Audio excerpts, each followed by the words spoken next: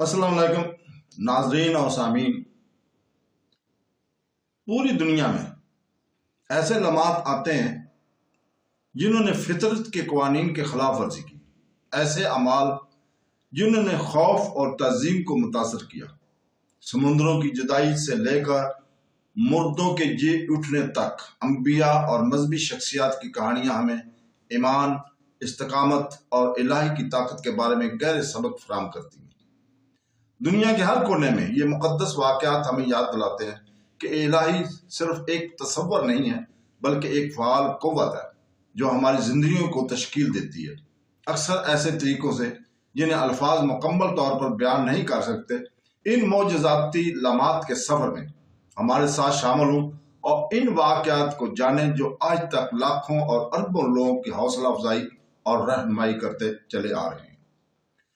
ہم دل کو چھو لینے والے معجزات اور واقعات پر مبنی ایک سلسلہ شروع کر رہے ہیں۔ اللہ رب العزت کے انبیاء جن کے نام قرآن پاک میں موجود ہیں اور عظیم مذہبی شخصیات تاکہ مسلم دنیا اور دیگر اقوام اس علم سے مستفید ہو سکے۔ معجزہ ایک دعویٰ کیا گیا واقعہ ہے جو قدرتی یا سائنسی قوانین کے مطابق ناقابل فہم ہے اور اس کے مطابق کسی مافوق الفطرت یا غیر فطری وجہ سے منسوب ہو جاتا ہے۔ مختلف مذاہب اکثر کسی مافوق الفطرت ہستی، خاص طور پر دیوتا، معجزاتی کارکن، ایک سنت یا مذہبی رہنما کے اعمال کے لیے معجزاتی کے طور پر نمایاں ہونے والے واقعوں کو منسوب کرتے ہیں۔ غیر رسمی طور پر انگریزی بولنے والے اکثر کسی بھی فائدہ مند واقعے کی خصوصیت کے لیے معجزہ کا لفظ استعمال کرتے ہیں جس کا اعداد و شمار کے لحاظ سے امکان نہیں لیکن فطرت کے قوانین کے خلاف نہیں ہے، جیسے کہ قدرتی آفت سے بچنا یا محض ایک حیرت انگیز واقعہ امکان سے قطع نظر، مثلا بچے کی پیدائش کا معجزہ۔ کچھ اتفاقات کو معجزات کے طور پر دیکھا جا سکتا ہے۔ ایک حقیقی معجزہ تعریف کے لحاظ سے ایک غیر فطری واقعہ ہوگا جس کی وجہ سے بہت سے مصنفین معجزات کو جسمانی طور پر ناممکن قرار دیتے ہیں، یعنی ان کے دائرہ کار میں طبیعیات کے قائم کردہ قوانین کے خلاف ورزی کی ضرورت ہوتی ہے یا ان کی فطرت سے تصدیق کرنا ناممکن ہوتا ہے، کیونکہ تمام ممکنہ جسمانی میکانزم کبھی بھی ختم نہیں ہو سکتے۔ سابق پوزیشن کا اظہار مثال کے طور پر تھامس جیفرسن نے کہا ہے اور بعد میں ڈیوڈ ہیوم نے۔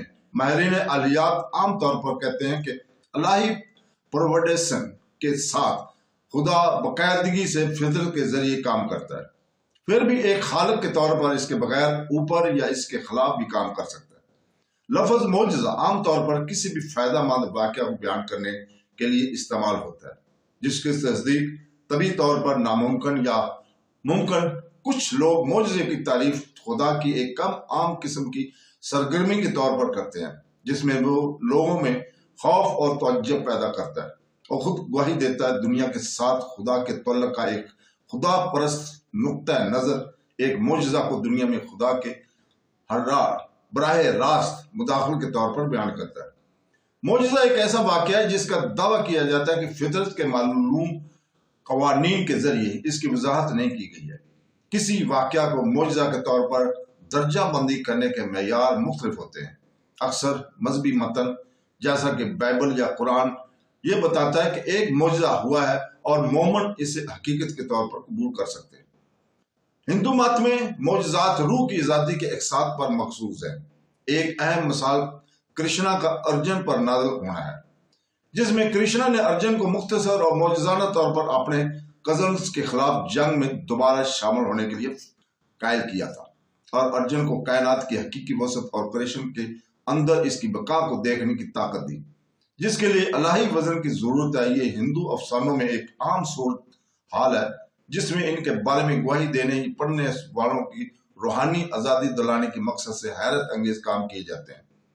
تو دوستو، قرآن شریف میں معجزہ کو انسانوں کے زندگی میں ایک مافوق الفطرت مداخلت کے طور پر بیان کیا جاتا ہے۔ آزاد ثانوی اسباب کے خلاف معجزات کے امکان اور خدا کی مطلق کا دفاع کرنے کے لیے بعض قرون وسطی کے مسلم علیات جیسے الغزالی نے ثبات اور اثر کے نظریے کو جوہر میں رد کر دیا، اسے ایک ایسی چیز کے طور پر قبول کیا جو انسان کی فطری عمل کی تحقیقات اور فہم میں سہولیات فراہم کرتا ہے۔ انہوں نے استدلال کیا کہ فطرت یکساں ایٹموں پر مشتمل ہے جو خدا کی طرف سے ہر لمحہ دوبارہ تخلیق کیے گئے ہیں۔ صوفی سوانی ادب میں مردوں اور عورتوں کے معجزاتی واقعات کے دعوے درج ہیں۔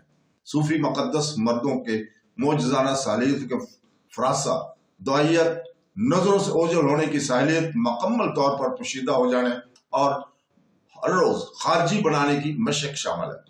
اللہ تعالیٰ نے اپنے انبیاء کے معجزات سے نوازا۔ یہ غیر معمولی واقعات ہیں جو عام طور پر اسی نوعیت کے ہوتے ہیں جس پر اس خاص نبی کی امت نے فضیلت حاصل کی ہو۔ مثال کے طور پر حضرت موسیٰ علیہ السلام کی قوم نے جادو میں ان کا ذکر بلند کیا تو حضرت موسیٰ علیہ السلام کا معجزہ یہ تھا کہ اس نے اپنا عصا پھینکا اور وہ سانپ بن گیا۔ اسی طرح حضرت عیسیٰ علیہ السلام کی امت نے طب میں آپ کا ذکر بلند کیا۔ اسی طرح حضرت عیسیٰ علیہ السلام نے ان کے ذکر کو بلند کیا، اندھوں اور کوڑیوں کو شفا دی اور اللہ تعالیٰ کے حکم سے مردوں کو زندہ کیا۔ عرب شاعری اور بیان بازی میں کمال رکھتے تھے، اس لیے اللہ تعالیٰ نے ان کے لیے قرآن بھیجا، اور یہ ایک معجزہ تھا کہ وہ اس جیسی ایک صورت باب بھی تعریف نہ کر سکے۔ اور آخری نبی کریم صلی اللہ علیہ وسلم کے اور بھی بہت سے معجزات ہیں، اسی طرح مذہبی بزرگوں کے معجزات ہیں۔ تو دوستو، اب ہم کل تک آپ سے اجازت چاہتے ہیں۔ کل سے ہم یہ سلسلہ باقاعدہ طور پر شروع کریں گے انشاءاللہ تعالی اسی وقت۔ کل تک کے لیے اجازت، اللہ حافظ۔